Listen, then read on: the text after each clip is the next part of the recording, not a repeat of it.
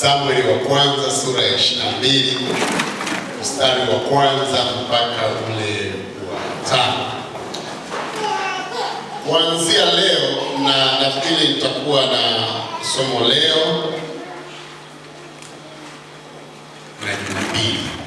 Hii ni sehemu ya kwanza ya somo langu, na somo hili ndio litatutengenezea tamko la mwaka.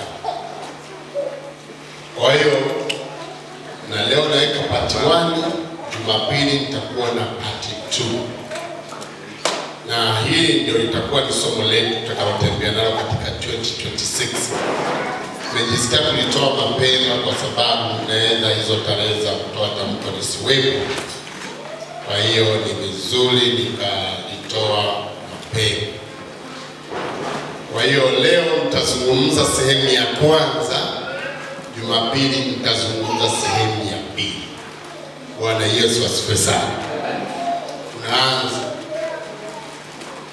Samueli wa kwanza sura ya 22 mstari wa kwanza mpaka ule wa 5. Neno la Mungu linasema, basi Daudi akaondoka huko akakimbilia pango la Adulamu. Ndugu zake na watu wote wa mbari ya baba yake waliposikia habari hiyo wakamwendea huko, na kila mtu aliyekuwa katika hali ya dhiki, na kila mtu aliyekuwa na deni, na watu wote wenye uchungu mioyoni mwao wakakusanyika kwake, naye akawa jemedari wao, nao walikuwa pamoja naye walipata kama watu 400.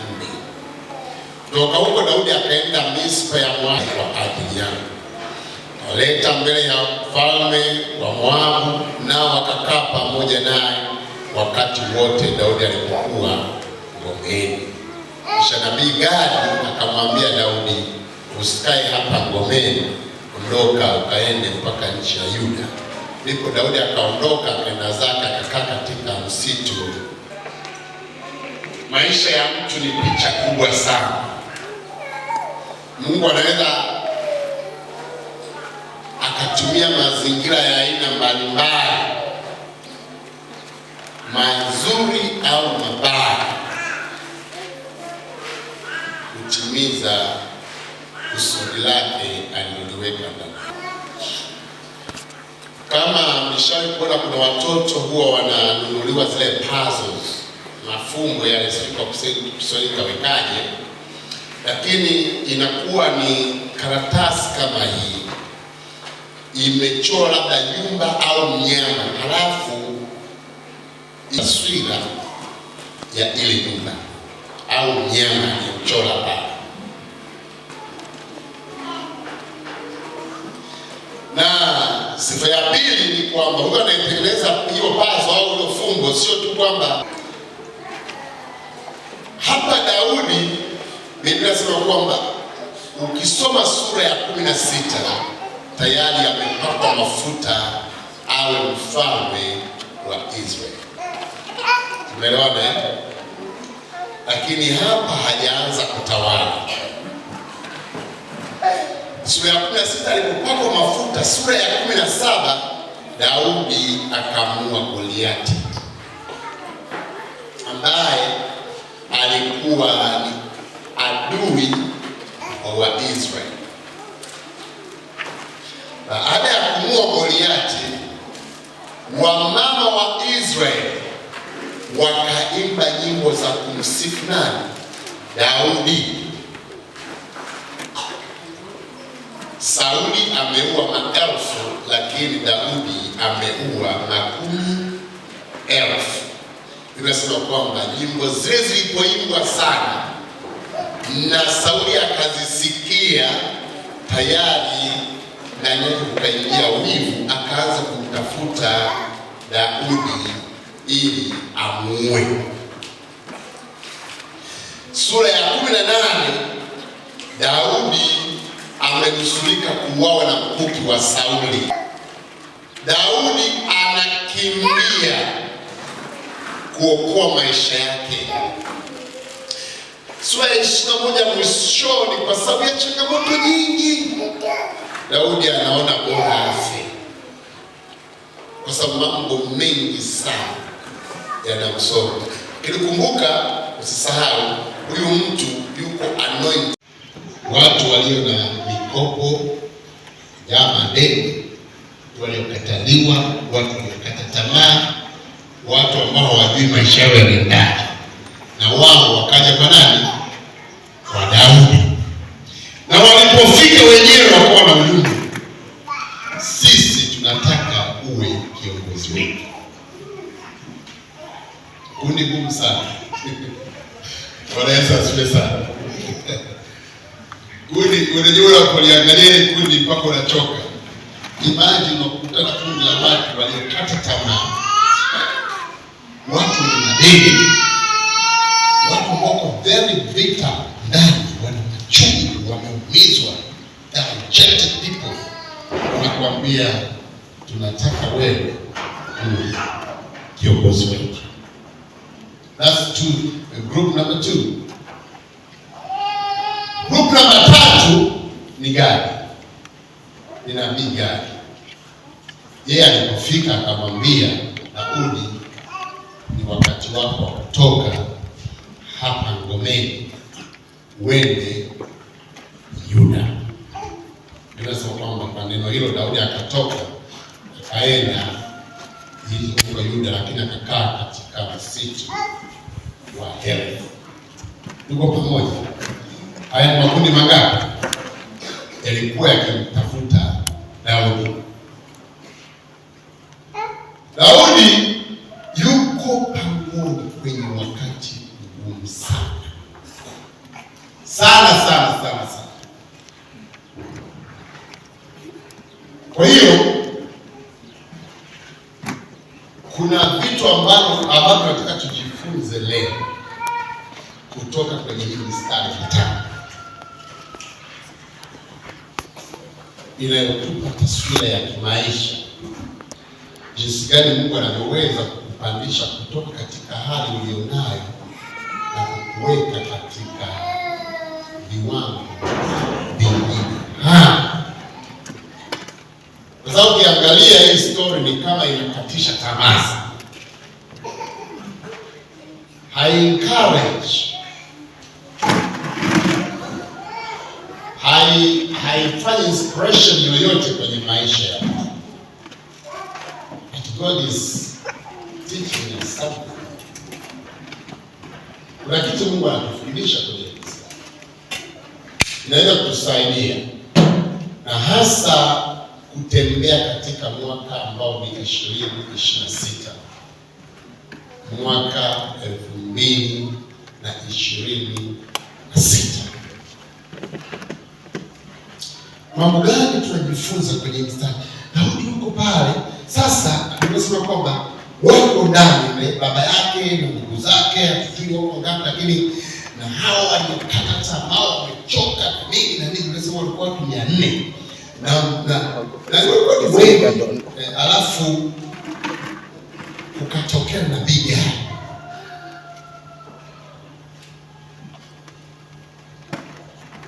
Mungu anaweza kutumia haya makundi katika kutupandisha, kutupa ukurasa mwingine kwenye maisha, katika kuconnect mawazo yetu ya maisha yetu. Tunaangalia wanaweza sasa ndio hapa.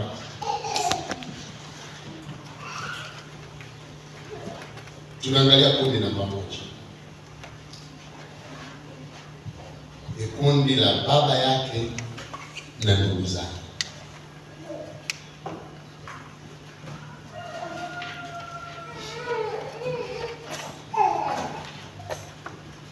Jinsi gani Mungu anaweza kukupandisha kutoka katika hali ya chini na kukuweka katika hatua nyingine. Mara nyingi Mungu atakuinulia watu walio na upendo wa dhati. Mungu atakuinulia watu walio na upendo wa dhati, watakuwa na wewe kama wewe katika kila hali unayopitia. Mungu atakuinulia watu. Mungu haijali kwenye yale mapito ulio nayo, kwenye hizo changamoto tulizo nazo, Mungu ana tendency ya kuinua watu walio na upendo wa agape, upendo usio na masharti, upendo wa dhati. Na watu hawa haijalishi utakuwa wapi, watakutafuta wa usiku na mchana. Tumemwona dada hapa anatafuta ndugu yake, hawatalala hawatasinzia, ni mpaka wamekupata, na watakuwa na wewe katika kila hali ulionayo. Kwa hiyo Mungu atakuinulia watu walio na upendo wa dhati. Biblia inasema hivi, Daudi alipopakwa mafuta, taarifa zilienea katika mji wote wa Israeli, and people knew, watu walijua ya kwamba tayari Daudi ni mfalme, na watu wakaimba nyimbo, na watu wakamsifu Daudi, na watu wakampongeza Daudi. Lakini katikati ya zile pongezi, katikati ya ile safari ya kufikia ufalme, tunazo kwamba Mfalme Sauli akawa kinyume na Daudi. Hakuangalia Daudi akumsaidiaje, kwa sababu kumbuka, Sauli alikuwa anapita kwenye changamoto za Goliath. Kwa Goliath atakuwa tu ni adui wa Sauli, alikuwa ni adui wa taifa, akiwemo na Daudi. Daudi aliwekeza nguvu zake nyingi sana kuhakikisha anaiondoa aibu ya taifa la Israeli. Pamoja na kumuua Goliati, Biblia inasema kwamba Sauli akaanza kumsaka Daudi apate kumuua, na Daudi ambaye juu yake kuna mafuta ya ufalme, juu yake kuna uongozi, juu yake kuna uwezesho wa kimungu, akajikuta ameingia kwenye wakati ambao ni mgumu wa kuishi kwenye mapambano.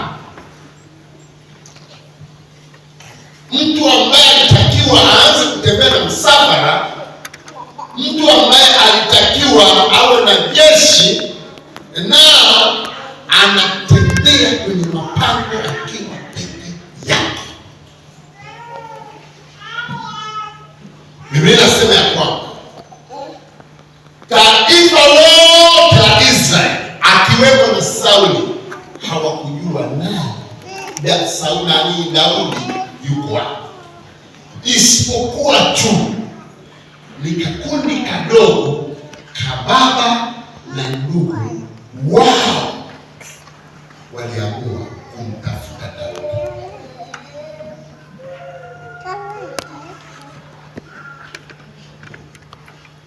Na wakampata. Na Biblia inasema ya kwamba wakakaa naye, wakaanza kumtia moyo Daudi akiwa kwenye pango. Wakaanza yamkini walipata na chakula, yamkini hata kupika chakula wakiwa na Daudi kwenye pango. Hawakumdharau, hatuoni kwamba walimsema vibaya, lakini tunachokiona nini hapa ni upendo wa dhati waliokuwa nao ndugu zake.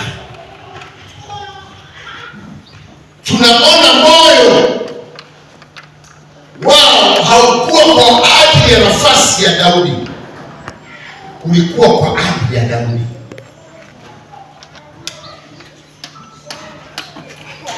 Hawakula wala hawakulala mpaka Daudi anapatikana. Nina imani hawakuwa wataalamu wa vita, hawakuwa ni watu wenye fedha, hawakuwa ni watu ambao labda walikuwa na nini, lakini walikuwa na moyo wa upendo.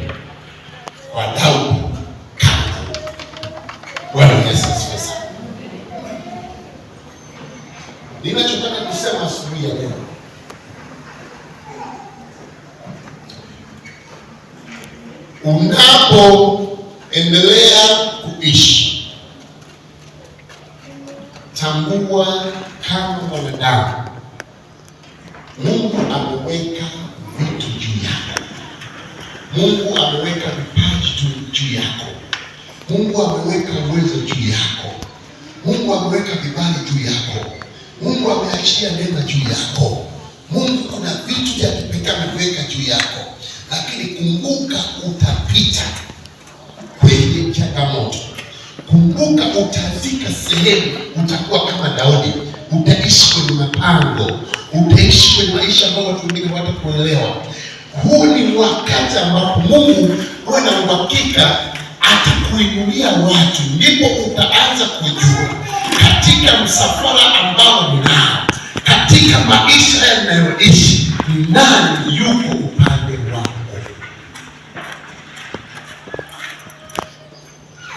Ili ufike mbali, unahitaji watu ambao wako na wewe, si kwa sababu ya nafasi yako, lakini wako na wewe kama wewe. Watu ambao wana upendo wa agape kwa ajili ya maisha. Watu ambao wasipokuona hawatalala, wasipokusikia watakupigia simu, wasipokuona yamkini hata watakula. Wakisikia una matatizo, wataacha nafasi zao, wataacha na familia zao, watakuja na kulia na wewe, watakuja watahangaika na wewe, watakuja watateseka na wewe. Hao watu sio mpaka uwe na fedha sana, hapana. Hao watu sio mpaka uwe na uwezo sana, hapana. Lakini uwepo wao maishani mwako ni dawa tosha ya kile unachokipitia katika jina la Yesu. Kwa sababu kadri tunavyoendelea kuishi, Mungu ameweka picha kubwa katika maisha yetu. Lakini uwe na uhakika, ili kuifikia taswira, kuna milima na mabonde mengi hapa katikati. Kuna kila aina ya mlima hapa katikati. Unahitaji watu wenye moyo wa dhati kwenye maisha yako.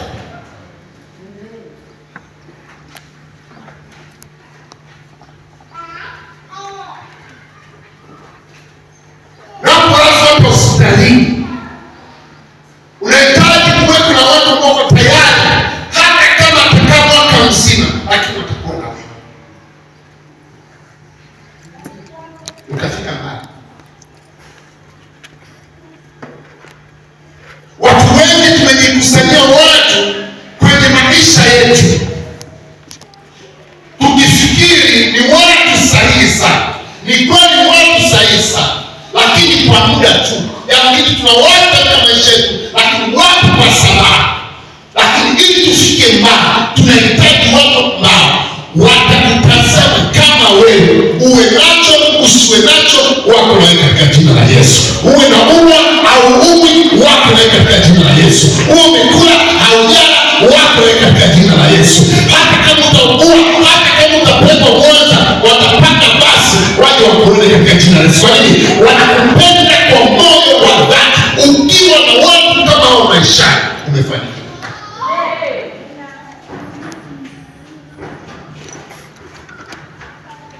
Umefanikiwa. Epuka sana kujikusanyia watu wengi. Unasema kwamba Daudi, hao watu no one care, lakini hao watu wakasema lazima tumpate Daudi. Alipokwenda kumkuta kwenye pango,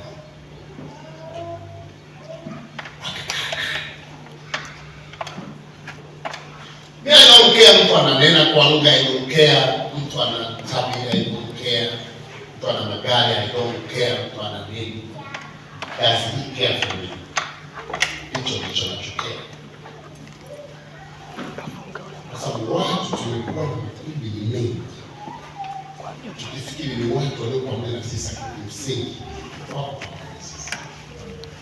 Bwana Yesu. Na ndio maana bora mkabaki watano, lakini ni watu mnaopendana, ni watu mnaosikilizana, ni watu mnaotiana moyo, ni watu mnaotembea pamoja. Hata kama ni kulala mtalala pamoja, hata kama ni kulia, watu watakupa bega, utalia, ukimaliza watakutia moyo, watakuchemshia maji, kuliko kuwa na kundi kubwa la watu ambao hawana maana yoyote kwenye maisha. Bwana Yesu asifiwe sana. Kwa nini? Kwa sababu maisha yana milima na mabonde. Lazima uwe na watu wanaokupenda kwa dhati. Lazima uwe na watu ambao watasema oh no, acha nafasi yangu. Nibariki sana. Wiki ile acha hicho kwa kongamano. Ile nyingine ni kukua message. Huyu binti aliuliwa na babake.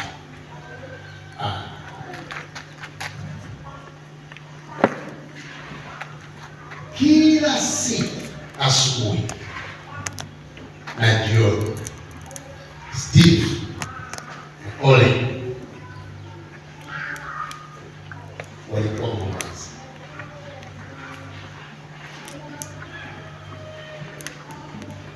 Na leo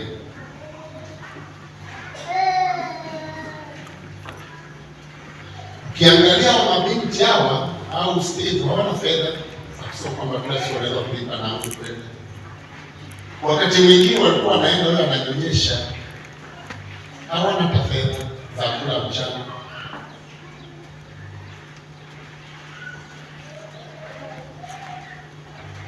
Walikuwa wanaenda pale wanakuta mahitaji ni mengi sana. Lakini wanampigia simu wanasema wanaenda kwa wengine wanasema kuna mke mwenzio, wengine wako maneno mengi. Ili mradi tu mtu akata tamaa. Lakini wamesimama na hata katoto mpaka yule mzee akakatwa mguu mpaka zaidi ya wiki moja, wiki mbili alikuwa hospitali. Kwa sababu nini? Kwa nini? Ule upendo wa dhati.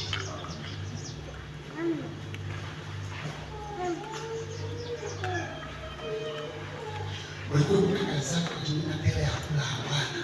Mmeenda mnaungana wote pale, hela ya kula hakuna. Wanauliza damu, tumeenda damu, wamehangaika damu hazipatikani. Wakaenda wanatafuta kupata wakalipo kwa mpaka mimi nimekwenda pale, wakafikiri labda ni imani kwenda nimejikoki vibaya hapo. Wakafikiri labda jamaa yuko usalama. Damu inapatikana.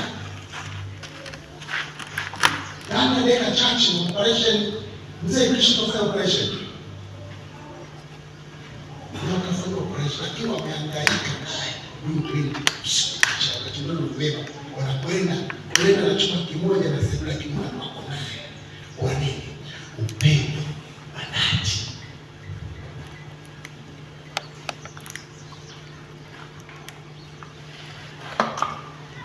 Hata kama mwingine tulienda tukasaidia, lakini hao watu wamekuwa naye.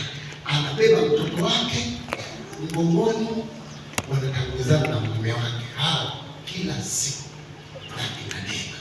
Tukitoka kanisani tunapanda gari, wanakwambia hatuwezi kuwa bila kila mtu. Tunahitaji watu kwenye maisha yetu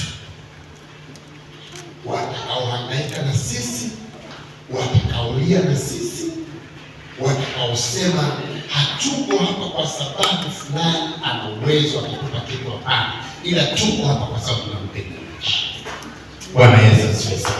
Tuko hapa kwa sababu tunampenda Mungu. Haijalisha na fedha, haijalisha na magari, sisi hatuko kwa ajili ya mali zake, tuko kwa ajili yake kama yeye, katika jina la Yesu. Sema amina kama unanielewa.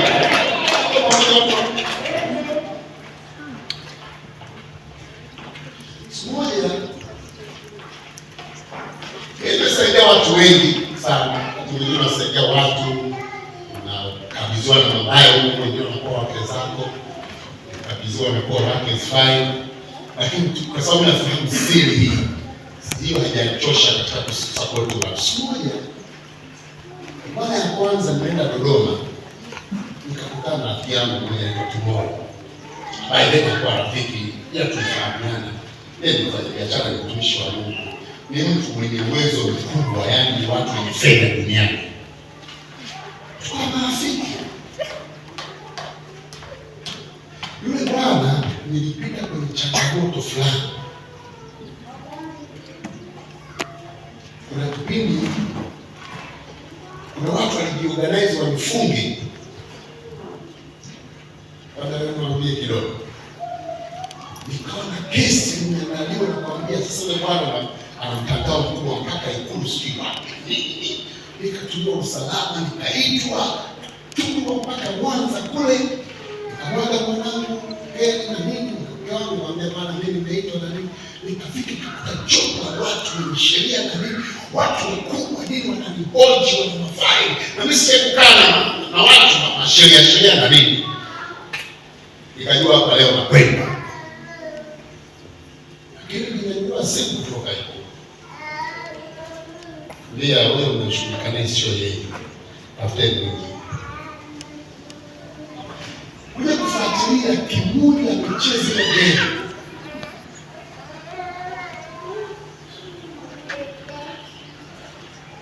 Na sikujua tuko marafiki sana, kwani naubika kanisani kwake, unajua niambia msio ngoja, Yesu ametoa mkaka nipata changamoto kidogo ya uzazi, akasema mayai ya mkaka yatoa ile wote kwa wale watu wa mambo mengi.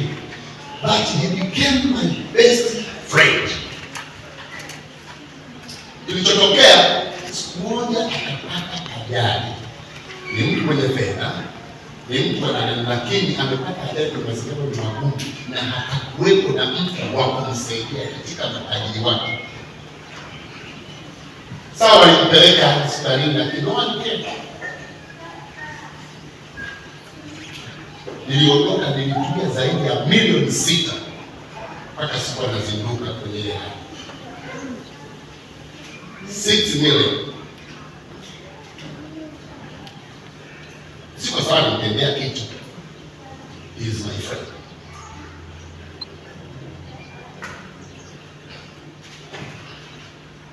Na Mungu ametuconnect tukao kama ndugu. Siku zote anapita sehemu anakuambia unafanya nini, unaendelea unafanya nini, nataka kuona kama umefikia hatua fulani, kitu fulani umefikia wapi, atakuoje kwa sababu lazima uko mbele sana. Zaidi ya milioni 6. Lakini huyo leo ndio amelea watoto wangu, ikiwa mimi Shinyanga, yeye yuko mbele watoto wangu.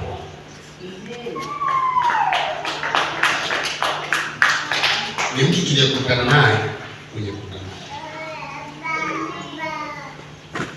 Leo sana Bwana asifiwe sana. Yule bwana akisikia hata nina mafua kwa siku leo kupokea nasimisha. Ndio watoto wangu walikuwa Mbeya walikuwa pale.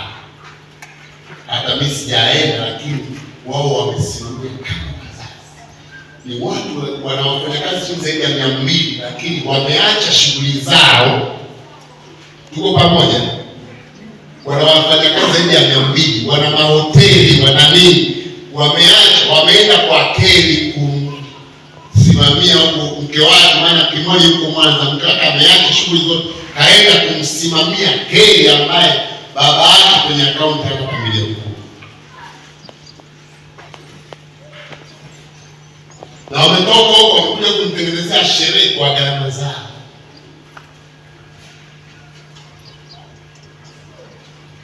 Kwa sababu kwa kula nafikia pale. Mimi lazima uelewe. Watu wengi sana na marafiki, lakini wako na nini kwa sababu ya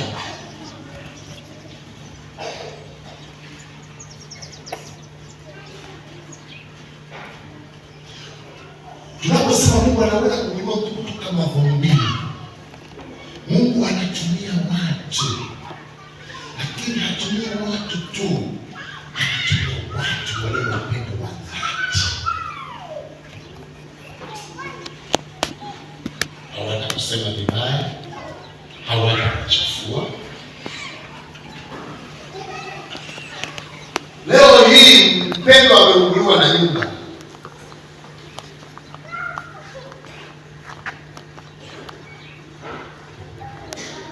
Uvianeno utachanga kwa mangalau tukarabati nyumba yake upande mmoja endelee kuishi. Mungu tayari kufanya hivyo. Mungu ndio mama kanisa. Leo ulifika mahali. Jamani, kuna mwenzetu bataki limechomoka. Ni mwenyewe sina nyumba. Ni mwenyewe sina nyumba ya kujengeaje. Upendo wa dhati huwa uangaliwe nini? Upendo wa dhati uko kwa ajili ya mtu katika jina la Yesu. Sema amina kama unanielewa. Sema amina kama unanielewa. Kama utapata watu wa namna hiyo, ndio maana unasikia Wachaga huwa hawafilisiki. Maana hata kama wakifilisika, wenzie wanakamatana, wanachanga, wanampa.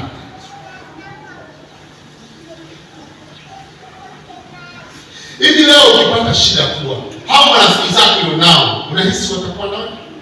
Just kwa sababu usipowaelewa ni bora ukawaacha 2025, 2026 wengine wakosa, ni bora kwa peke yako ndio ile injesha mtu mmoja. Sema mimi kama unanielewa. Yaani bora ukaishi kuliko kujikusanyia watu ambao hawana maana yoyote, na snitch. Haijalishi wananena kwa lugha, haijalishi na Biblia kubwa imejaa kama box la barafu. Achana nao, tafuta watu ambao hata kama hawana kitu lakini wako tayari kufa na wewe katika jina la Yesu. Sema ile kama unanielewa. Wako tayari. Wakasema hapana, hatujasikia wanachosema kumzungumzia Daudi. Hatujasikia wamama walikuwa kimya kwa hivi. Hatujasikia. Yesu mwenyewe alikuwa anawalisha watu. Yesu mwenyewe alikuwa anatembea juu ya maji. Anafufua, lakini mpaka anakuja kukata moto. Yuko yeye, mama yake na Yohana. Yesu anamwambia Yohana, mtunze mama. Hao wengine wako wapi?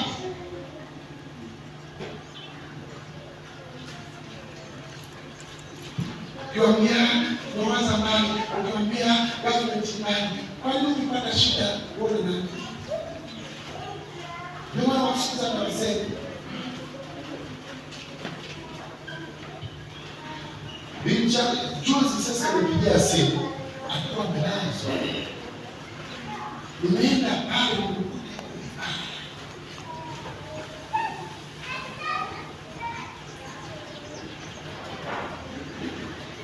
Kile kutengeneza kumbi, tunamsifu Bwana. Ningeenda mbele kule, anachukua chombo. Nimeenda pale siku ya Ijumaa. Ijumaa nilikuwa mbali hapo.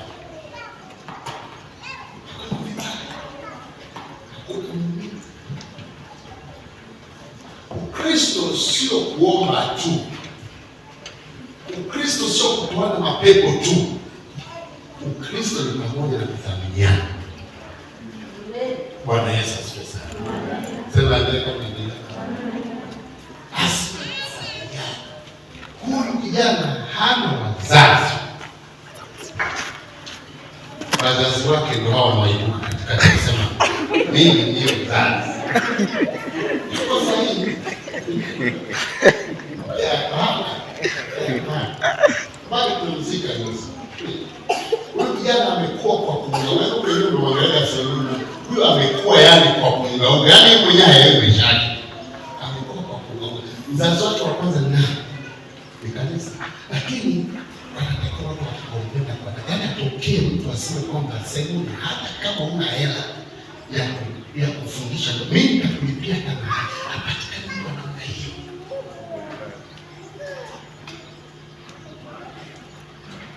Sasa hata kama mambo kwa kuhakikisha usafi na kabisa, lakini kuna watu wanachukua kwamba na mchango wa harusi. Hapana, sio harusi, tuna ndugu.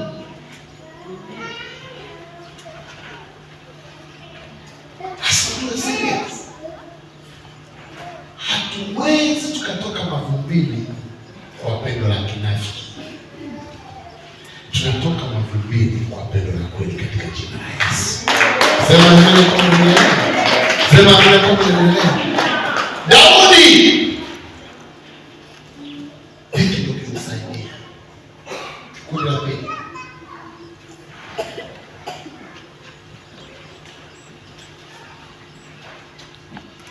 tuko pamoja hapo? Anasema lilikuja kundi la watu waliokata tamaa, watu waliochoka, watu wenye madeni, watu wenye mauchungu yao na nini. Lakini maana ya jambo hili ni nini? Wanasema sisi wote kuwa jemedali wetu. Nini anachotaka kuzungumza hapa? Jambo la pili, Mungu atakuinulia watu wanaotambua kilichoko ndani yako na uwezo wako. Haijalishi unapitia nini, yaani haijalishi mazingira yakoje, Mungu anakuinulia watu ambao wanajua japokuwa Mungu yuko anateseka, lakini kimsingi Mungu ni mtumishi wake. Tuko pamoja? Japokuwa fulani yuko hivi, lakini ndani yake kuna kitu. Japokuwa fulani bado unapicha picha, lakini isoko kaisha. Mungu ili akupesa, lazima wapatikane watu ambao wanatambua kilichoko ndani yako na uwezo ulioko ndani yako, halafu waupe thamani. Haijalishi unapita kwenye nini, haijalishi una mazingira gani. Tunasema kwamba hawa watu walipofika walikuwa wamechoka, wamekata tamaa, na hawa hawakuwahi hata kuwepo kipindi Daudi anapakwa mafuta. Hawakuwepo.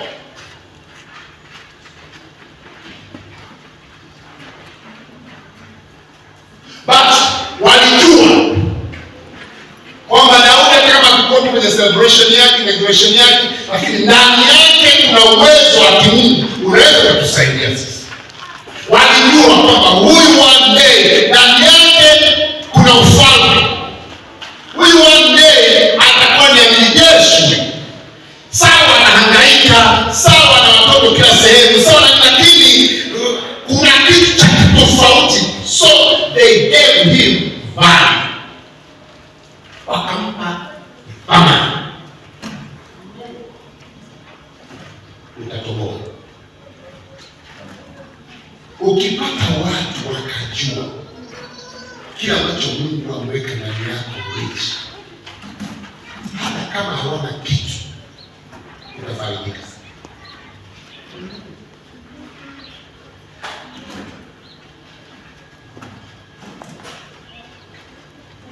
Lazima muwe na kundi hilo la watu, sio tu wenye upendo wa dhati, lakini muwe na kundi ambalo linatambua nini Mungu ameweka juu yako, nini neema gani Mungu ameiachia juu. Yaani watu ambao watatambua mafuta yaliyoko juu yako na wala sio mambo ya thamani.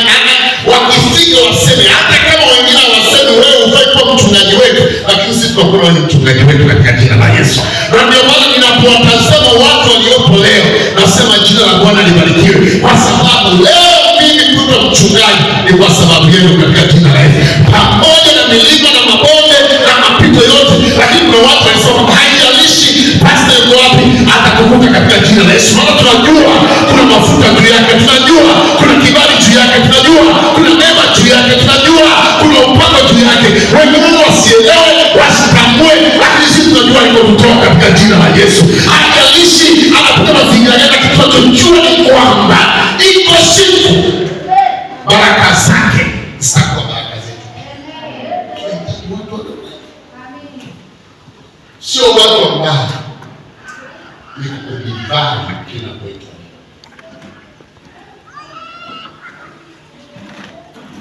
Sio watu ambao watakuona wanakuwa kama wakuja.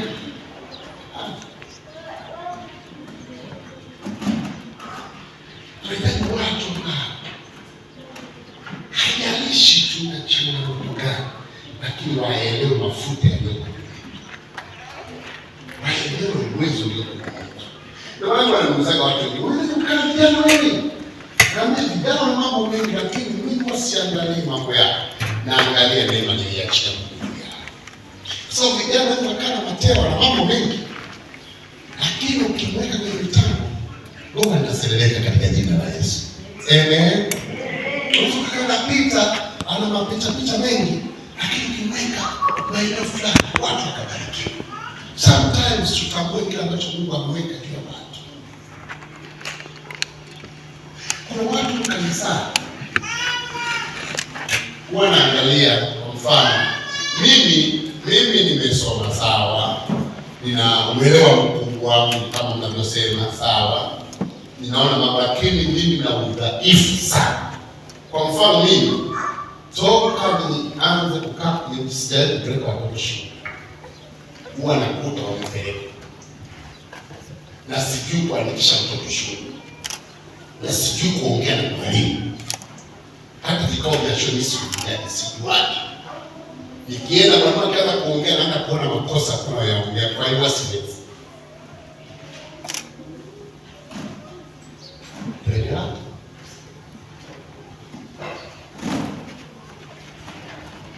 Ni siwezi kusikiliza mambo ya watoto wengi, mara sio anaongea, mara sio anaongea, mara sio anaongea. Siwezi, akili yangu inakuwa yaani inaharibika. Lakini yana waweza kusikiliza TV, akasikiliza watoto huko wanapika, huko wanasuka, huko wanaangalia nyanyiko amua sijui manini maurembo, huko akili yake inashika mambo mengi. Yaani waweza mama. Kila mmoja ana jambo lake. Na lazima tukipe thamani. Na haijalishi kwamba Mungu amekupaka mafuta, amekupa uwezo kwamba huwezi kupita kwenye mapango, hapana. Lazima utapita kwa sababu ndio mfumo wa kufikia huko. Ninasema kwamba huyu alipaka mafuta na ukaleta thamani. Isipokuwa hili kundi sasa kuna watu wa chini wasiokuwa na thamani, wenye madeni, wana mauchungu, watu wanaokataliwa, watu ambao wakiwa wanaelekea mbali, that they gave him value, wakampa thamani. Wakutambua kwamba pamoja na kwamba ikawa inapita, lakini sisi tunajua wewe. Na sasa kama ukataa wale, anza na sisi katika jina la Yesu. Bwana Yesu asifiwe sana. Bwana Yesu asifiwe sana. Bwana Yesu asifiwe sana. Ndio siku zote tunasema kwamba usikidharau kitabu kwa kukiangalia nje, kifungue ndani. Unaweza kumwona mtu amekaa kama haeleweki, lakini kuna watu wana maelekezo kuliko maelekezo. Yuko kijana wangu hapa. Ni pastor wangu. Lakini kuna neema juu yake ambayo wewe huna. Hata mimi kiongozi wake nina neema yangu ndani. Kuna anga zingine hata kama ningefanyaje ni za tu sio zangu. Kuna za richi tu, kuna za huyo tu na huyo. Kila mtu ana cha kwake na lazima watu mtambue hilo na mtupe thamani katika jina la Yesu. Na lazima mtambue. Usitulinganishe. Kila mtu ana chake. Watu wanataka kufanya mimi ni wafanye kwa hapana. Mimi am Renatus Kanunu and his Paul Elias. Two different people.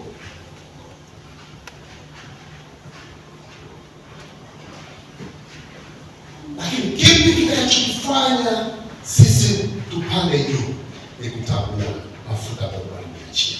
Ukimwona kama nasema Bwana amempa karama ya kufundisha mzee wa madini, Mungu akubariki baba. Ukimwona hapo huyu mchungaji wetu tunaye kila siku hata kuliko kanuni, anahangaika na sisi, matuzi katika siku naye, hata kama sio kanuni lakini Mungu amempa neno. Ukimwona lichi naye, ukimwona mchungaji, kila mtu atambue neema. Kuna watu wengine hapa Mungu amewapa neema kupika tu.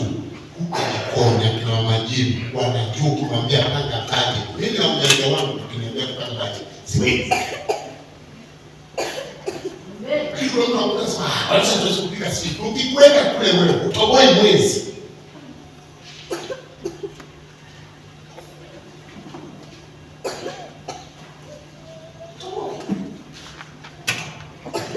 Mama amepambana mpaka leo tumepata usajili wa shule. Kadali sheria kisha kupata mgeni rasmi wapi maskini na hata sielewi. Mimi mwenyewe nikuta mkuta mzee amekaa pale anatoa hela. Siji ni karama yake. Lazima utambue kitu juu ya kusema amina.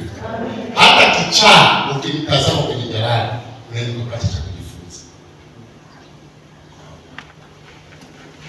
Na kanisa likijua hili litafanikiwa sana. Na ndio maana epuka sana watu wasiotambua kilicho. Kuna watu wao wanahisi wao ndio wamebarikiwa, wao ndio wanaweza, wao wana nini. Ukiwa na watu wa namna hiyo, bado safari yako ni ndefu sana, kwa sababu hawawezi kusapoti. Hata kama ni mume wako, kama ni mke wako, asipotambua kilichoko juu yako, bado safari yako ni mbichi sana. Na kuingia 2026 jaribu kucheki sana aina ya watu wanaojizungusha, wasipo appreciate kile ulicho nacho.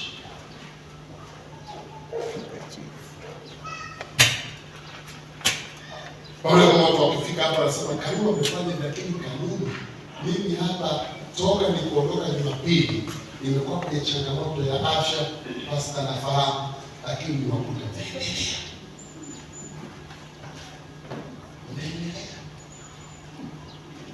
Juzi nimealikwa KKT, hali yako ilikuwa nzuri, akaniambia baba au nitakuwakilisha.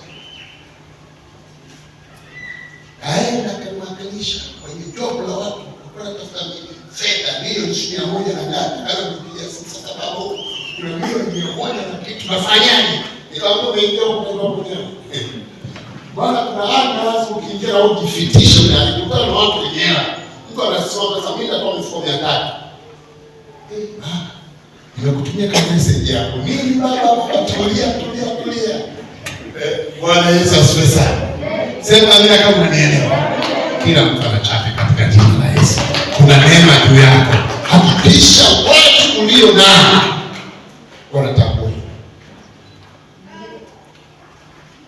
Na kila kuna mama neema hapa anashughulika na watoto, lakini watu wanamsongola. Tulikupa wewe watoto kaina hata dakika 2. Alafu watoto wetu wanafanya nini? Ukiona mwanao kapigwa, unachomoka taratibu, unatunza hela yako wapi? Ndani. Kwa sababu utakuwa chanzo cha wengine kukwama. Unasema kwamba hawa walipofika hawakumwona kama mtu aliyekuwa. Hawa walipofika hawakumwona kama mtu aliyepoteza mwelekeo. Hawa walipofika hawakumwona kama mtu asiyekuwa na asiyejitambua. Walipofika waliaona yalikufuta, wakamwambia unajua nini? Japokuwa wewe haujaitwa mchungaji, lakini unafaa kwenda kanisa. Japokuwa wewe ni mwinjilisti, ila wewe unatakiwa unahubiri tu mitaani. Kuna kitu cha kimungu. Japokuwa wewe umeanza biashara, kitu cha kwanza ni kufanya biashara mkubwa. Japokuwa wewe sio mfano kija kufanya hivi. Sisi tuongoze. Bwana Yesu asifiwe sana.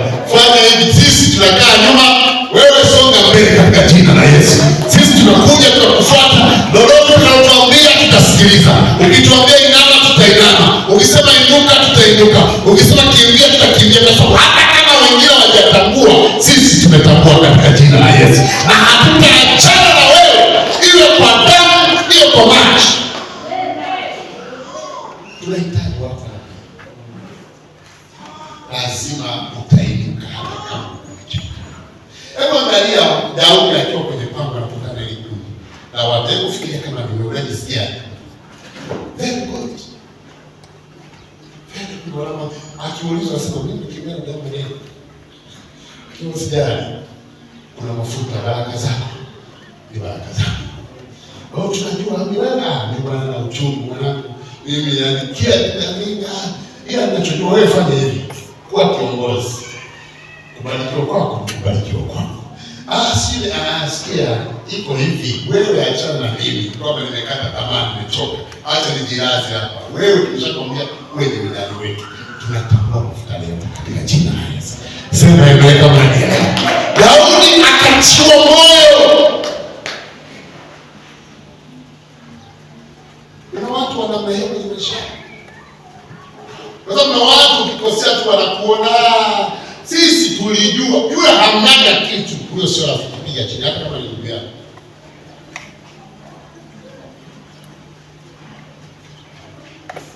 Ni babangu ni mtu wa kukatisha tamaa sana. Ndio maana wasishaini sana vitu vingi. Kwa hiyo tukakutana kupeana vitu. Mzee ndio kuletea sadaka, ndio ili kumshikisha mambo. Mzee nilikwame. Mimi nilijua. Mimi nilijua sasa kufanya nyamazi tu. Sasa hata hivyo mimi wasikata. Halo. Ukimweleza tatizo naye anakueleza nini? Sasa kichwa changu kimeshajaa na mambo mengi. Nipe njia afanyaje. Hawa wakatambua kilicho. Kuna watu watambui. Wako na wewe unacheka nao.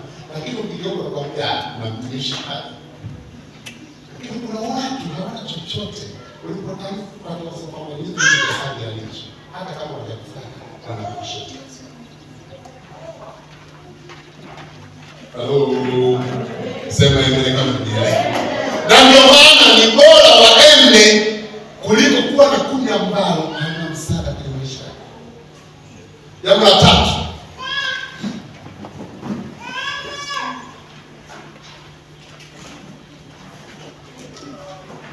Mungu atakubadilishia marafiki ikiwezekana, hata mahusiano katika kila hali unayopitia. Hilo linawezekana. Ili Mungu akutoe huku uliko na akuweke juu. Mungu anakufundisha. Sometimes ana uwezo wa kuondoa kila watu ambao unawaona kwako ni wa maana kwa sasa, hata kama ni mahusiano. Kwa sababu nasema watakaofika. Hii ina maana gani? Sasa hii ni stadi. Hii ni shule sasa. Hii ni nini? Ni shule. Ukisoma vizuri kuna kitu nakiona cha mbali sana.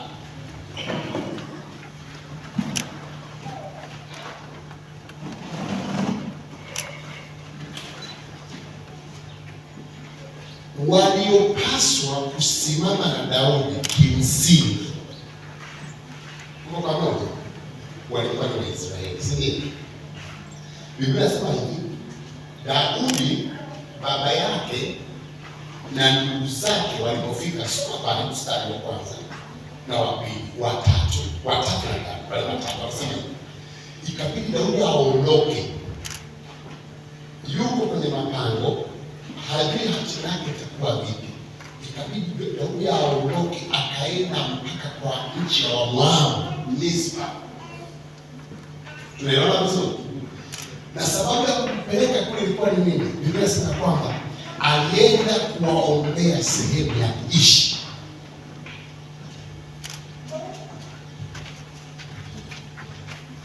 Baba yake na ndugu zake, akaenda kukutana na mfalme wa Misri. Na Moabu na Waisraeli ni paka na chui,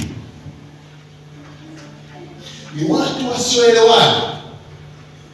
Kwa nini? Kwa sababu Sauli katika sura ya 14 ya Samueli wa kwanza 14 alikuwa ameua Wafilisti wengi wa kutosha, Wamoabu wa kutosha. Kwa kukawa na vita visivyoisha kati ya Israeli na watu wa Moabu. Kwa automatically ilikuwa ni ngumu sana kwa Daudi kwenda kwa adui kumwomba nihifadhie ndugu zangu. Unaelewa vizuri? Ilikuwa ni rahisi ile kurudi kwa Sauli ambao ndio uzao wake, ndio ndugu zake, na kuwaelezea kumhifadhi. Lakini wale ambao walitakiwa kumhifadhi ndio walikuwa wanatafuta kumuua.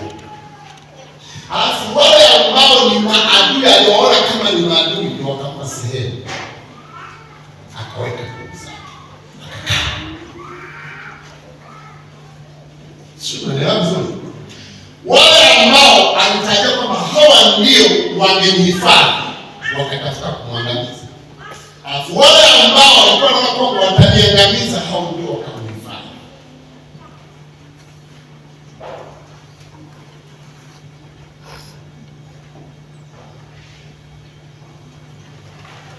Mbele wa hivyo mtu unayemwona kwa kinyume na wewe, inamaanisha kwa ndugu yako.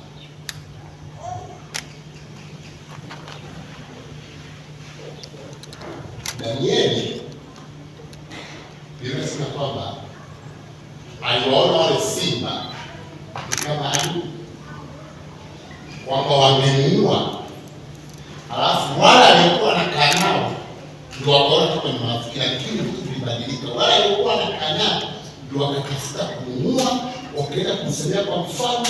Mfalme akamkamata akamtupa kwenye simba, kwa mantiki ya kwamba simba wamule. Lakini wale kilichotokea, wale ambao walikuwa mle Danieli, hao ndio wakamhifadhi Danieli. Wale ambao walikuwa wamhifadhi Danieli, hao ndio wakamtupa kwa maji. Kadiri unavyoendelea kuishi, Mungu atakushangaza. Kadiri unavyoendelea kukua, Mungu atakushangaza. Wale uliotegemea kuwa ndio watakuwa msaada kwako, hao ndio watakuwa maadui zako.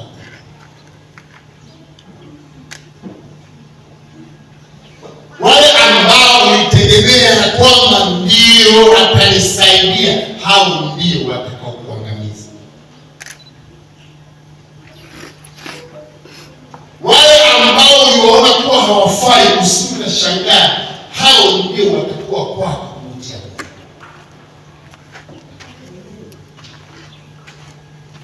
Wale ambao leo unawadharau, usishangae, hao ndio wakaja kuwa ni marafiki wa kweli baadaye. Usitishwe na vicheko vya watu kwenye uso wako. Kuna watu naona kama vile hawako na wewe, lakini kimsingi wanakupenda sana katika jina la Yesu. Kuna watu naona kama ni maadui sana, lakini utashangaa utakapopata tatizo hao ndio watakuwa wa kwanza katika jina la Yesu. Kuna watu ambao leo hata wewe unaona kwamba wanini hawa, hao ndio watalia na wewe, hao ndio watacheka na wewe, na Bwana atawaleta kwenye dhiki zako katika jina la Yesu. Lakini kuna watu ambao leo unatembea nao, unakula nao, mnaazimana na nguo, mnaazimana mpaka na vitanda na magodoro na vyombo na nini, mpaka na viatu, mmoja anavaa cha kushoto mwingine cha kulia. Utakapoingia kwenye shida, hautawaona, watakukimbia. Zaidi utakapoanza kupekua utakuta hao na wenyewe wao kwenye kuangamiza. Be careful. Tunapoingia 2026 tulikotoka nyumbani, hapa tulipo nyumbani.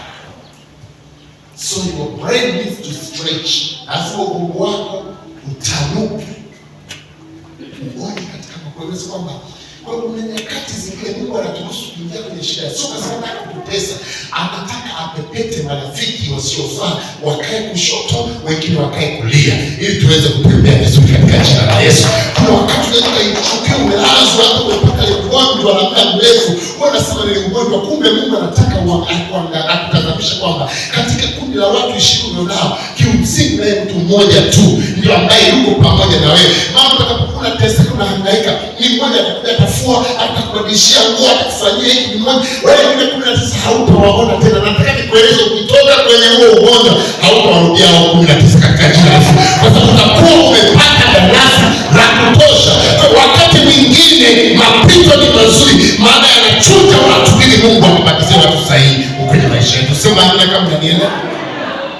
So be ready for transformation.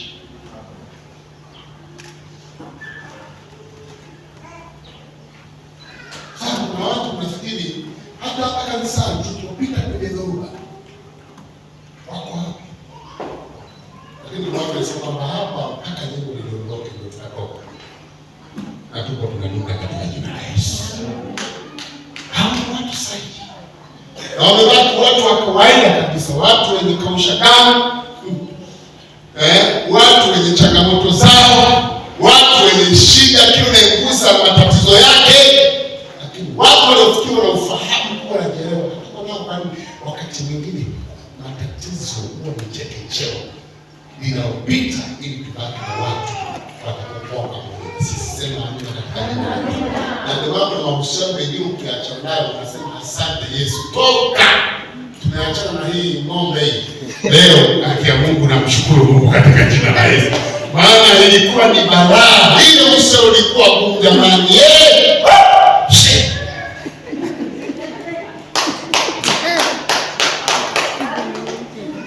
Ukisikia mtu tunamuuliza vipi, wako akamtaja jina. Ujue ni hatari sana. Ndio tunaweza kumuuliza hivi bwana. Nani yule anayeng'oreka? Unasikia hiyo? Kama wako vizuri nasikia kwa kweli, namshukuru Mungu mama yuko anaendelea kusoma. Ukisikia ndio kwamba mambo ni, lakini ukimuuliza vipi mama yuko akwambia aisee. Nikwambia pastor, Orestina, ukisikia mtu ametaja mtu jina, ndio hicho kimenuka. Ukisikia yule mtu anataka kuniua leo. Hello, yaani ukisikia mtu kamuuliza wenzako baba yuko, mama ukimuuliza anambia aisee na tu sio mtu. Hapa leo msukuma ni mbwa yule hata ujue mambo ni yaani ukisikia mtu anataja mtu chini, wewe ni kurasa moja. Hello. Acha kitu. Itabu ndio nashuka sana angalau na babu yanaweka kile angalau na asili wewe. Unaona? Unapua. Changamoto zimezidi kwa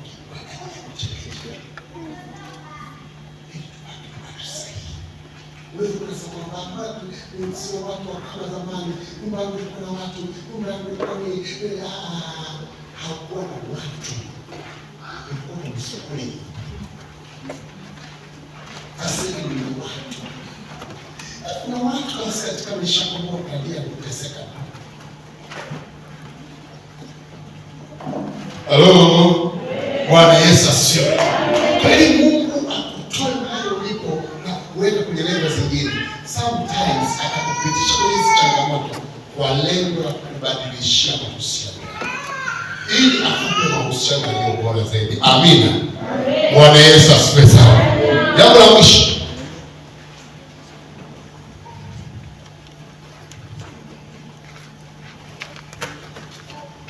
Mungu atakuinulia watu watakaopelekea mitazamo yako na misimamo yako kubadilika.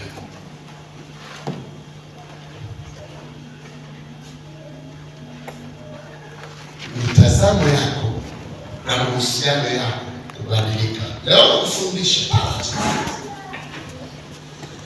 Maana yake ni ukisoma Biblia kuna mambo mawili makubwa pale. Ukianzia mstari wa kwanza, ile pango ile dula sije linaitwa ni pango. Tuko pamoja? Sisi mnanifuatilia na tukizungumza. Linaitwa ni nini? Ni pango la wapi? Dula. Mwanzo. Lakini ukifika mstari wa 4, inaitwa nini?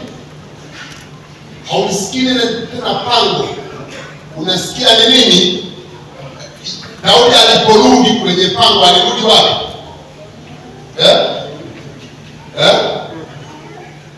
Alirudi wapi? Ameitwaje? Kuna pango bado? Kuna nini?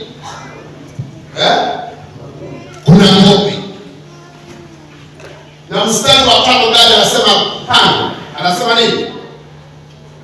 Toka wapi? Toka ng'ombe. Kwa nini huku amestaja pango halafu wakataja ng'ombe?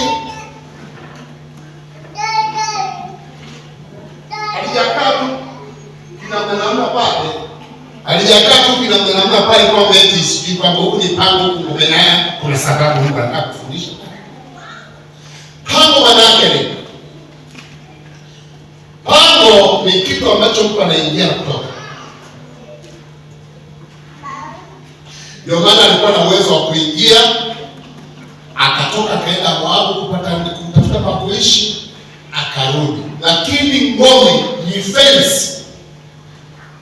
Niliposoma katika lugha ya Kiebrania, neno ngome lilotumika pale ni masudi.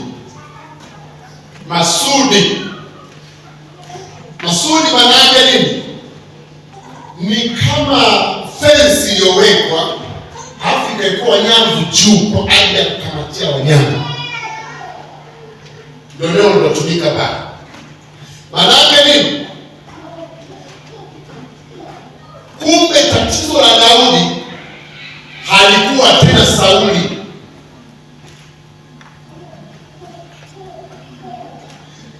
Halikuwa tena Waisraeli.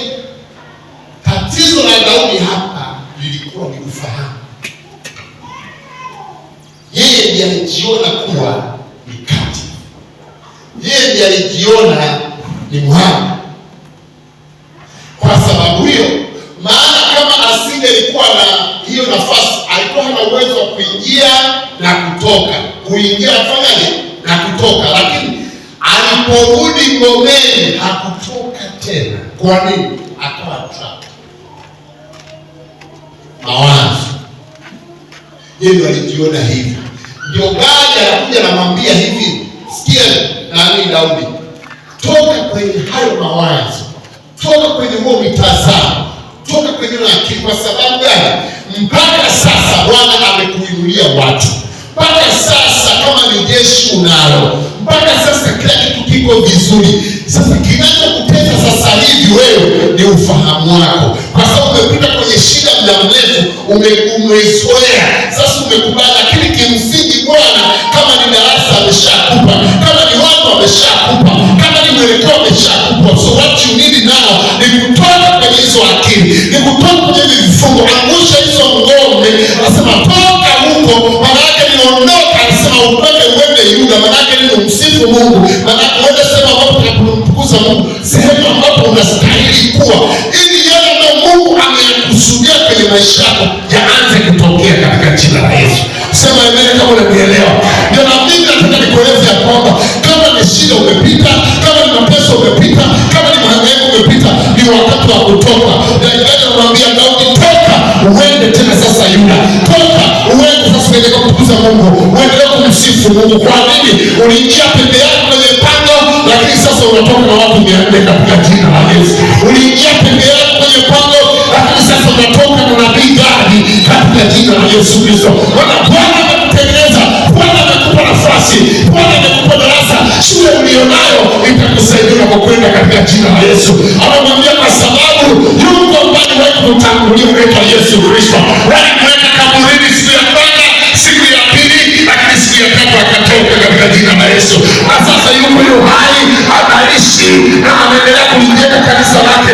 Mapepo yanaendelea kutoka, viwete wanazidi kutembea, vipofu wanazidi kuona, hizi wanazidi kusikia, wenye matatizo wanafunguliwa. Maana alikubali kutoka kaburini. Unataka kumwona Bwana, toka katika jina la Yesu Kristo. Unataka Bwana kutembea, toka kwenye mawazo potofu katika jina la Yesu. Maana Bwana ameshakupa ushindi. Kama ni watu sahihi, Bwana ameshakupatia. Kama ni elimu umeshaipata, una uwezo wa kusonga mbele na ukamtukuza Bwana katika jina la Yesu. Sasa ni wakati wako wa kufunguka na kucheki mitazamo. Simama mahali ulipo. Haya ni mambo ya msingi sana.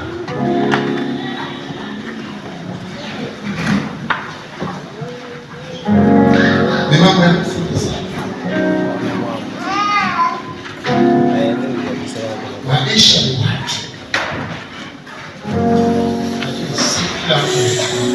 Maisha ni watu.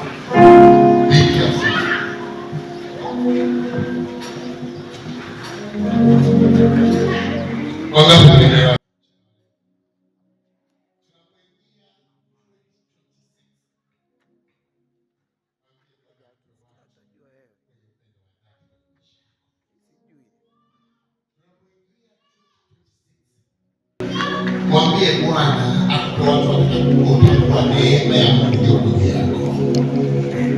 Tunapoingia 2026, mwambie Bwana nipe mahusiano na wewe katika jina la Yesu. Tunapoingia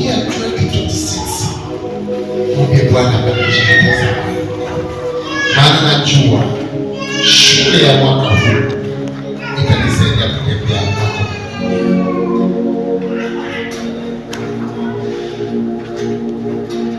Ukijua ile mfumo, hoja nzima ni nini? Bwana ana uwezo wa kutoa kwenye mavuno na kuweka mafalme. Haijalishi inawezekana, haijalishi. Kila mtu anayemwona duniani anazitumia, kila mtu anayemwona yuko duniani ana wito. Change tazama.